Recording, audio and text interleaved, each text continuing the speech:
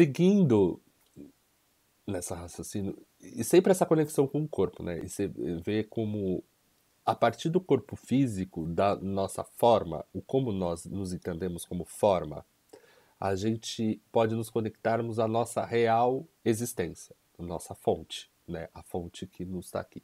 Aí isso aqui é apenas uma projeção bem densa, densificada, né? Da ideia, né? Então, é a forma. Então, a partir da relação com a forma, então a gente não pode perder a relação com a forma. É a partir dela que a gente vai conseguir alcançar a nossa relação com o divino, com a ideia, com o superior, né? Com a fonte, ou com o não manifesto. Aquilo que a gente precisa ficar nomeando. A gente sente, a gente sabe, porque a gente sente. Leitura, preparação do ator, do Konstantin Stanislavski. Hoje, Leão veio contar-me o progresso do treinamento na escola. Parece que foram feitos substanciais acréscimos ao programa.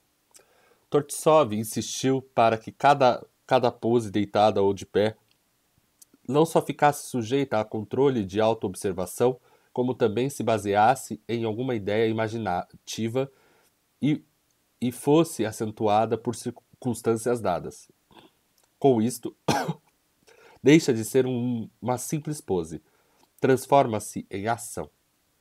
Suponhamos que eu levante a mão acima, a cabeça e diga para mim mesmo: se eu estivesse assim, de pé, e acima de mim um galho elevado, houvesse um pêssego, e que eu deveria fazer, o que eu deveria fazer para apanhá-lo? Basta acreditar nessa ficção e imediatamente uma pose sem vida vira um ato real, vivo, como um objetivo definido: colher o pêssego. Basta sentirmos a veracidade deste ato e nossa intenção e subconsciente virão socorrer-nos. A tensão supérflua logo desaparecerá. Os músculos necessários entrarão em jogo e tudo isso se passará sem a interferência de qualquer técnica consciente. Aqui ele está falando que quando a gente consegue, quando a gente se entrega nesse relaxamento total do corpo e, hum, e nos mantemos dentro das circunstâncias propostas, né, circunstâncias externas e dentro das circunstâncias internas, o nosso corpo ele vai criar um movimento de uma ação coerente àquilo que nós desejamos, ao nosso objetivo. Né? Então ele dá o exemplo do pêssego. Se tivesse um galho acima de mim com um pêssego, ele quer colher o pêssego. Então ele tem uma ação e aquilo se torna verdade. Tá? Aquilo se torna verdadeiro. As ações sem harmonia, se estar em harmonia com as circunstâncias, elas não são verdadeiras. Elas não são ações, não se tornam ações, se tornam movimentos jogados, movimentos por movimentos. O porquê que eu vou andar até uma certa direção? Porque existe um propósito, uma ação que me leva até ali. Existe uma circunstância que precisa ser contemplada para que eu vá de um ponto a outro. Nunca deve haver em cena uma pose sem base. Na verdadeira arte criadora e em qualquer arte séria, não há lugar para convencionalismos teatrais. Se for necessário usar uma pose convencional, é preciso dar-lhe fundamento, para que possa servir a um propósito interior. Leão prosseguiu contando certos exercícios que foram feitos hoje e depois demonstrou-os. Era engraçado ver uma gorda figura estendida em seu sofá na primeira pose que lhe ocorreu. Metade do corpo caíra para fora, o rosto perto do chão e um braço estendido para a frente. Sentia-se que estava pouco à vontade e não sabia que músculos deveria flexionar e quais relaxar. De repente exclamou: lá vai uma mosca enorme. Veja só como a esmago. Nesse instante, esticou-se em direção a um ponto imaginário para aplastar o inseto e logo todas as partes do seu corpo, todos os seus músculos assumiram a posição certa e funcionaram como deveriam. Sua atitude tinha um motivo, era crível. Ele colocou uma circunstância e ele colocou um objetivo. O corpo inteiro se entregou a esse movimento. O seu ser inteiro se entregou a esse movimento, você estava presente naquilo que você estava fazendo. Você estava num estado de presença. A natureza maneja um organismo vivo melhor do que nossa decantada técnica. Os exercícios que o diretor usou hoje visavam a tornar os alunos cônscios do fato de que, em cena, em qualquer pose ou posição corporal, há três momentos. Primeiro, tensão supérflua, que vem inevitavelmente a cada nova pose adotada e com a excitação de executá-la em público. Segundo, o relaxamento automático dessa tensão supérflua sobre a ação do controlador. Terceiro, a justificação da pose, quando por si mesma ela não convence o ator. Depois que Leão se foi, coube ao gato ajudar-me a pôr à prova esses exercícios para descobrir-lhe o sentido. Para torná-lo bem disposto, pus o gato ao meu lado e alisei-lhe o pelo, mas em vez de ficar ali pulou para o chão para cima de mim e se esgueirou suavemente até um canto, onde parecia pressentir uma presa. Segui-lhe cada maneio com a máxima atenção. Para fazê-lo tive de curvar-me, dando uma volta com o corpo, e isso era difícil por causa da minha mão enfaixada. Utilizei meu novo controlador, de músculos para conferir meus próprios movimentos. A princípio, as coisas foram bem. Só se flexionaram os músculos que tinham de fazer. Isso porque eu tinha um objetivo vivo. Mas no momento em que transferi minha atenção do gato para mim mesmo, tudo se transformou. A minha concentração evaporou-se. Senti a pressão dos músculos em todos os pontos possíveis, e os que eu tinha de usar para manter minha atitude ficaram tensos ao ponto de quase provocarem espasmos. Também os músculos contíguos viram-se envolvidos desnecessariamente. Aqui tem um exemplo de que ele saiu do estado de observador e ele começou a ser o observado. Tudo começou a dar errado. Um exemplo físico do estado. Ele estava observando, ele era observador e todo o corpo dele observava e tinha uma atenção, tinha um propósito. Quando ele entrou no estado de observado, ele perdeu tudo isso. Os músculos entraram. O que está acontecendo? O que está acontecendo? Não, não. E eles começam a tensionar, se tensionar. Agora vou repetir essa pose, disse comigo mesmo. E repeti. Mas com o meu objetivo real desaparecera. A pose ficou sem vida. Quando a gente perde o objetivo sobre alguma coisa que a gente está fazendo, aquilo perde a vida.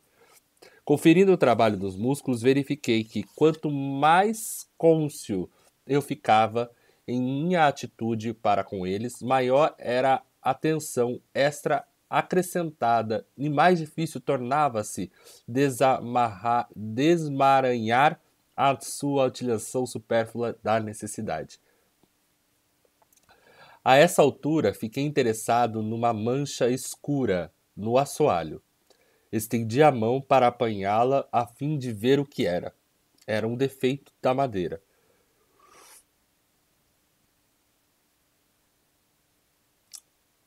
Ao fazer o movimento, todos os meus músculos funcionaram natural e adequadamente, o que me levou a concluir que um objetivo vivo e uma ação real pode ser real ou imaginária, que um objetivo vivo e uma ação real pode ser real ou imaginária, desde que esteja adequadamente baseada em circunstâncias dadas em que o ator possa crer. Fazem natural e inconscientemente funcionar a natureza. Mas só a natureza pode controlar plenamente os nossos músculos, distendê-los adequadamente ou relaxá-los. Só a natureza pode controlar perfeitamente os nossos músculos, distendê-los adequadamente ou relaxá-los. Quando a gente deixa a natureza das coisas, a natureza do corpo, a natureza do ser se manifestar, é a natureza agindo. Eu paro de querer controlar a natureza. E a natureza age por si só. E tudo funciona. É libertador, você se liberta. né? Deixa a natureza do corpo agir, deixa. E a natureza do corpo, ela não é ficar estável, estático. A natureza do corpo é movimento. A natureza, ela se movimenta o tempo todo, né? E com certeza, na natureza do nosso corpo, a gente conseguindo colocar os objetivos juntos, trabalhando muito bem as circunstâncias dadas, né? As circunstâncias externas, as circunstâncias internas, incríveis, né? A gente entra num estado de presença muito mais fácil. É só aprender a se relacionar com a forma de que não só como observado, mas como observador. Vou contar um caso hoje. Hoje na aula de balé, eu estava treinando pirueta e pirueta e pirueta. E quando a base é na perna esquerda, eu já estou conseguindo. Eu não sou. Eu já estou conseguindo dar 2 piruetas inteiras e limpas, mais limpas do que o normal. E na de base direita, eu não consigo nem dar meia pirueta. Aí eu virei para a professora e falei assim: Fer, o que está acontecendo? Por que de um lado vai e do outro não? Olha lá, desligou de novo.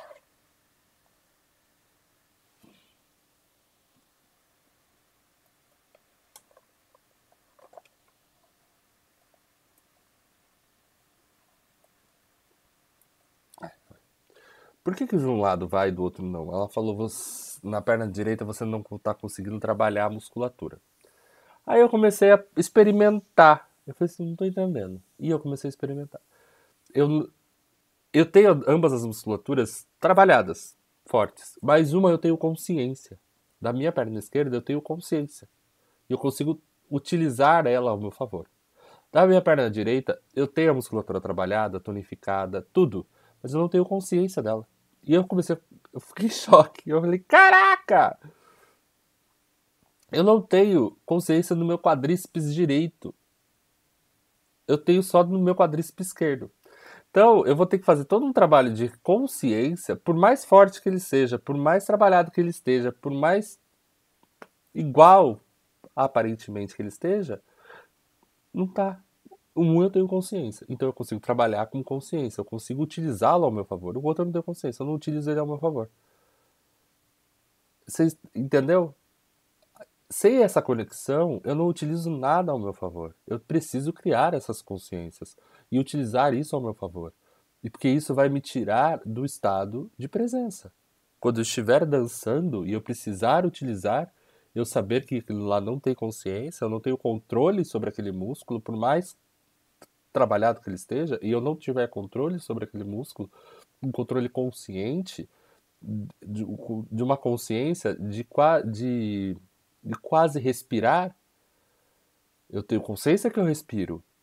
E eu trabalho ainda a minha respiração para aumentar a minha consciência e melhorar a minha consciência sobre a minha respiração. E uma perna, o quadríceps direito, não tem consciência nenhuma. E apesar de ele estar muito bem trabalhado, forte, tonificado, com trabalho de tônus, trabalho de força, trabalho tudo. É muito engraçado, porque um lado eu sinto e o outro lado eu não sinto. É muito engraçado quando a gente começa a trabalhar as consciências. Então, tomar consciências das nossas ações, tomar consciência das circunstâncias é de suma importância. E isso está muito conectado às nossas relações com o nosso corpo interno. Isso está totalmente conectado.